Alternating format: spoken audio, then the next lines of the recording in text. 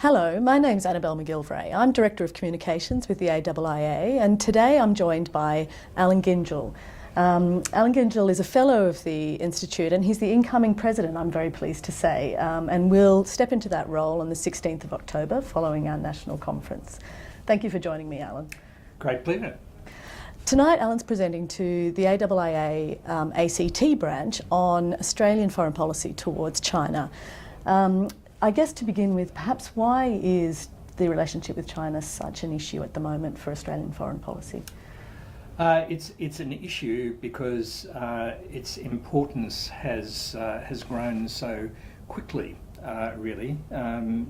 If you look both at our economic interests and our sort of global strategic interests, it's hard to think of any dimension of Australian external public policy which isn't affected in some way by China's rise, but it's happened very quickly, and more so under the first 5 years of President Xi Jinping.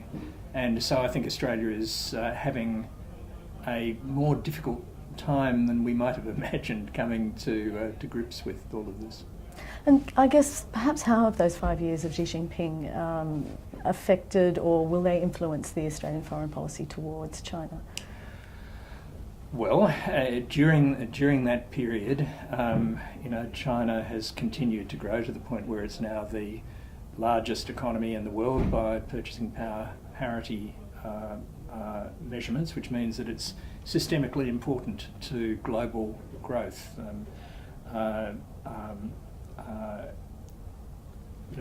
Ever since we recovered from the global financial crisis, it's really been China's growth that's been driving it. So that's a change, systemic importance of China, and President Xi has also come out from hiding, if you like. I mean, the famous injunction of Deng Xiaoping to China to hide its capabilities and bide its time, in other words, to keep a low profile until it was ready.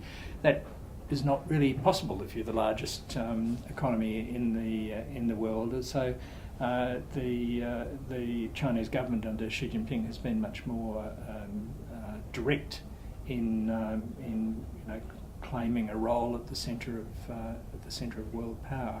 So both those things have changed. And so China, I mean, it qualifies now as a great power. There's been a lot of discussion this year about that. Yeah, it has. It was interesting. I was at a discussion at the AIIA here in Canberra a couple of months ago with a group of scholars from our Chinese equivalent. And on the Australian side of the table, people were talking about the way in which great powers behave. Now, 10 years ago, even 5 years ago, I suspect, in any similar circumstances, Chinese officials I talked to would do a pro forma. No, you do not understand.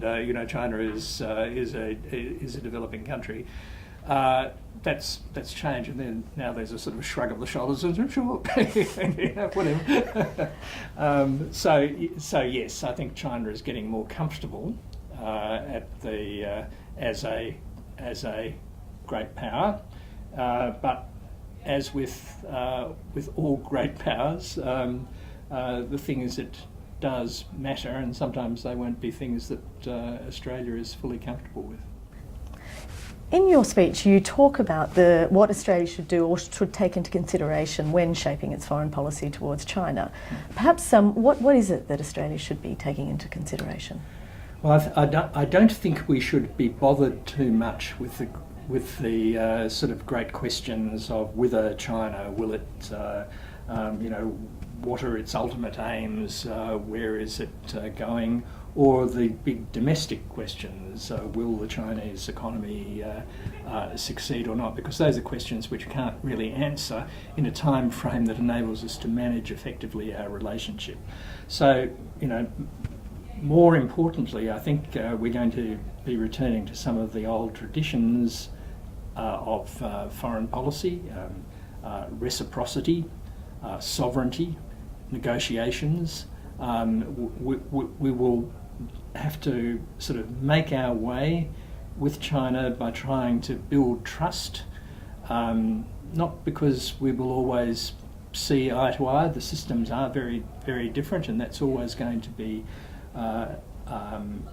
difficult for us, but that is no impediment to the sort of real need and the possibility of trust building on all the areas where we do agree. And there are a large number of issues, including defence of an open international trading system, where China's interests and Australia's coincide.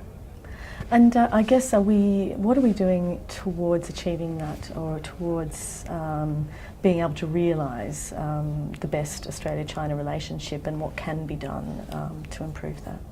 Well, it's very difficult. I say that our objective should be to understand China as well as we understand the United States, but the degree of difficulty is far greater when we're dealing with a country which has systemic differences and where language is different and so on. So I think there's got to be a really large-scale investment by Australia in preparing our officials, our business people, our politicians too, to understand the system. So it's going to be very hard. It's going to be one of the hardest things we've ever had to do, but it's an utterly necessary thing to do because China is going to be a presence in our region and in the world for the foreseeable future. I guess finally, are we likely to see perhaps some effort towards that in the forthcoming white paper? I hope so. I have the utmost, confidence in the people who are preparing the next white paper, including Richard Maud, who is my successor at ONA and whose good sense and intelligence I greatly admire. So. I think it will, and if it doesn't, then it will. We'll have to have another chat about that. Well, thank you very much for your time, Allan. That's terrific. And if you would like to watch any more interviews, please go to the AIIA website at internationalaffairs.org.au, and as always, please subscribe to Australian Outlook.